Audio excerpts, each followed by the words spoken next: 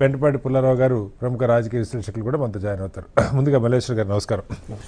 చెప్పండి, ఇది మొన్న మనం ఈ పార్లమెంట్ ఎన్నికల నుంచి నిన్న మొన్న ఎవరు చెప్తున్నారు 2024 ఇయర్ ఆఫ్ సర్ప్రైజెస్ అని. పొలిటికల్గా పార్లమెంట్ ఎన్నికల్లో 400 సీట్లు వస్తాయనుకున్నటువంటి బీజేపీకి మొత్తం ఎన్డీఏ కూటమికి స్పష్టమైన మెజార్టీ రాల. బీజేపీకి గతంలో 300 ఉన్నది, ఇప్పుడు 240కి పడిపోయింది. అది ఎగ్జిట్ పోల్స్ పూర్తిగా తప్పు వచ్చింది పరిస్థితి. హర్యానా ఎన్నికలైతే రైతే ఫలితాలు వెలువడక ముందే ముఖ్యమంత్రి పీఠం గురించి అక్కడ పెద్ద గందరగోళం నడుస్తూ ఉంది. ఫడ్నవీసే ముఖ్యమంత్రి అని బీజేపీ వర్గాలు ఆల్రెడీ ప్రకటిస్తూ ఉన్నాయి. ఎట్టి పరిస్థితుల్లో సీఎం పీఠాన్ని ఎదుర్కొనేది లేదని షిండే గ్రూప్ ప్రకటన చేస్తోంది. కొద్దిసేపు మహారాష్ట్ర గురించి మాట్లాడుకొని మనం జార్ఖండ్కి వద్దాం. సరే, ఎలా చూడాలి? కటారి గారు, మహారాష్ట్ర ఎన్నికలు ఒక విధమైనటువంటి అనిశ్చిత పరిస్థితికి దారితీస్తాయేమో అని చాలా మంది ఊహించారు. కానీ ఒక స్పష్టమైనటువంటి తీర్పే ప్రజలు ఇచ్చినట్లుగా మనం భావించాలి. లోక్సభ ఎన్నికల ఫలితాలే పునరావృతం అవుతాయేమో అనే ఊహాగానాలు ఉన్నాయి. ఎగ్జిట్ పోల్స్ ఏ విధంగా ఇచ్చినప్పటికీ 34 స్థానాలు ఆనాడు ఇండియా కూటమి కానీ లేకపోతే వాళ్ళు బలపరిచిన వాళ్ళు గెలవడం, కేవలం 17-18 స్థానాలకే పరిమితం కావడం, ఆ విధంగా ఉండింది. సరే, ఏదైనా కొద్దిపాటి మార్పులు ఉన్నప్పటికీ ప్రస్తుత ప్రభుత్వానికి మీద ఉన్నటువంటి వ్యతిరేకత ఇవన్నీ పనిచేస్తాయి. కొత్త ప్రభుత్వమే వస్తుంది, ఇండియా కూటమి ప్రభుత్వం అని భావించారు. కానీ తీరా చూస్తే వాళ్ళ బలహీనత బయటపడింది. కూటమి తరఫున ఎవరిని ముఖ్యమంత్రి క్యాండిడేట్ గా ప్రకటించకపోవడం, ఊహాగానాలు నడుస్తుండడం, అలాగే లోక్సభ ఎన్నికల్లో సీట్లు అయితే ఎక్కువ వచ్చాయి కానీ ఓట్ల పర్సంటేజ్ చూస్తే కేవలం బీజేపీ కూటమికి కాంగ్రెస్ కూటమికి ఆనాడు కూడా 1.5%, 2% లోపే తేడా.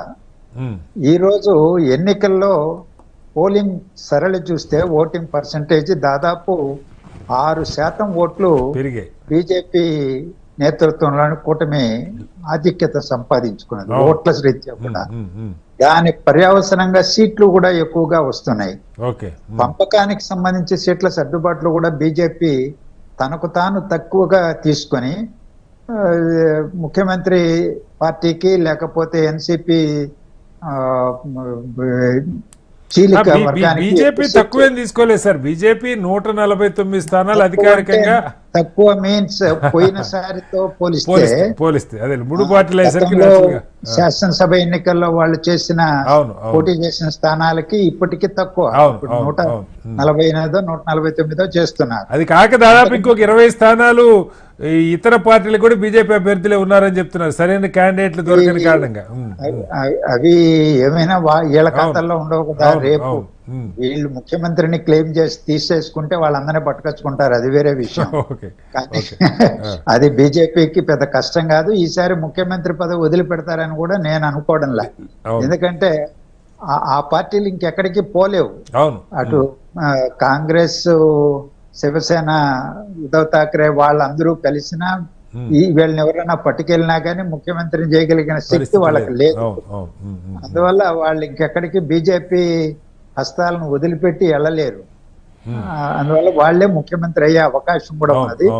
లేదా ముందే చెప్పారు కాబట్టి, మాట ఇచ్చారు కాబట్టి ప్రస్తుత ముఖ్యమంత్రిని కొంతకాలం కొనసాగించవచ్చు. లేదా ఆ వాతావరణం కూడా ఏం లేనట్టే కనపడుతుంది లక్ష్మణ్ గారు. స్పష్టంగా ఇప్పుడు ఫడ్నవీస్ నివాసంలో ఒక సమావేశం జరుగుతున్నది. ఆల్మోస్ట్ డిక్లేర్ చేసేసుకున్న పరిస్థితి కనపడుతుంది. షిండే వర్గం మేము వదిలే ప్రసక్తి లేదని చెప్తున్న స్క్రాలింగ్స్ వస్తున్నాయి మనకి, లేటెస్ట్ అప్డేట్స్ లక్ష్మణ్ గారు.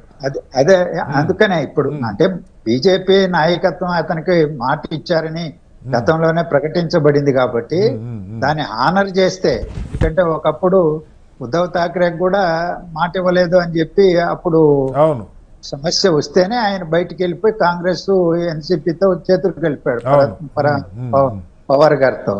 సో ఈసారి అలాంటి పరిస్థితి లేకుండా, ఎందుకంటే లోక్సభ ఎన్నికల్లో దెబ్బతిన్నారు కాబట్టి ఉమ్, ఉమ్, ఉమ్. ఇచ్చిన మాటను కొద్దిగా నిలబెట్టుకుంటే కూటమిని నిలబెట్టుకోవడం కూడా అవసరమే అని భావిస్తే ఓకే అది మోడీ గారు అమిత్ షా గారి మీద ఆధారపడి ఉంటుంది ఓకే ఎన్ని సీట్లు గెలిచినా.